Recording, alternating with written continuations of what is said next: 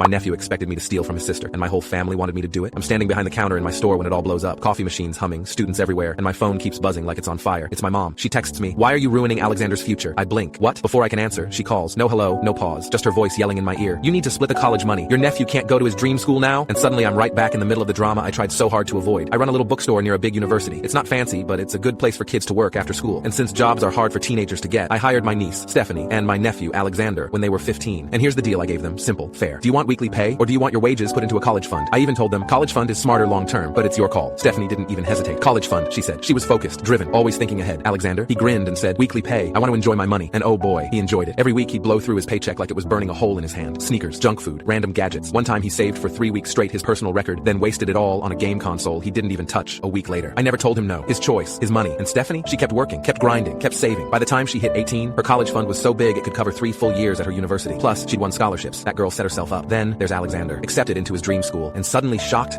that he has no money. He comes into the shop, arms crossed, attitude thick. "I don't know how I'm supposed to pay for college," he says, like it's somehow my fault. I just nod and say calmly, "You earned a lot of money, Alex. You spent it." He groans. "You could help though." And I swear he said it like he was asking for ketchup, not tens of thousands of dollars. A few nights later, my brother and sister-in-law ask if I can help just for the first few years. They even add, "We can do payment plans if that makes it easier." I could afford it, but only if I dip into something I promised myself I never would. Stephanie's college fund, her money, her work, her hours, her choice. I tell them straight up, I'm not touching Stephanie's money. That's hers. And my personal savings are for emergencies. I can't risk the store. They look disappointed, but they say they understand. And that should have been it. End of story. But no. Enter the grandmasters of guilt, my parents. Next morning, they show up at my store. No warning. Just storming in while I'm helping a student find a used biology book. My dad says loudly, too loudly, "You're being selfish." The student looks up, awkward as hell. I want to melt into the floor. Mom jumps in. "So, Alexander can't go to his dream school, and Stephanie gets everything? That's what you want?" I take them to the back, away from customers, and tell them the truth. Alexander did get his money. He spent it. Dad scoffs. "Teenagers make mistakes. You should fix it. Split the fund." Mom raises her voice. "If you don't help him, the family will resent Stephanie. You'll cause a rift." And that line hits me like a punch. Blame Stephanie? Punish the kid who worked? Reward the one who wasted everything? I feel something snap. I say, "So you want me to take away the money she earned so he can go to his dream school? You want me to punish the responsible one and reward the reckless one?" Mom crosses her arms. "That's what families do." "No," I say. "That's what bad families do." She opens her mouth to argue again, but that's when it happens. The door swings open. Stephanie walks in. She must have heard everything. She looks at all of us with this cold, steady stare, one I've never seen from her before. Then she says, loud enough for the whole shop to hear, "Don't you dare take my money." My dad tries to interrupt. She cuts him off. "You all watched me work. You all watched me save. And you want to take my money so Alex can go party at some expensive school?" "No, absolutely not." She points at my parents. "And if you resent me for it, that's your problem." Silence. Thick, heavy. Then the door opens again. Alexander walks in. Perfect timing. Perfect disaster. He looks confused at first, until Stephanie turns to him and says the line that ends everything. "You already spent your college money on crap. That's not my fault. And nobody is stealing from me to fix your mess." He goes red, then purple, then silent. My parents look shocked, embarrassed, furious all at once. And Stephanie just walks past them, grabs a coffee, and says to me, "Don't give them a cent." I nod, and Alexander whispers, "So, that's it?" Stephanie turns back to him. "That's it." And she walks out, leaving him standing there, humiliated, while our parents stare at him like they finally see him for the first time. And I just say one last thing, calm but final. "You've spent your chance, Alex." He doesn't say a word.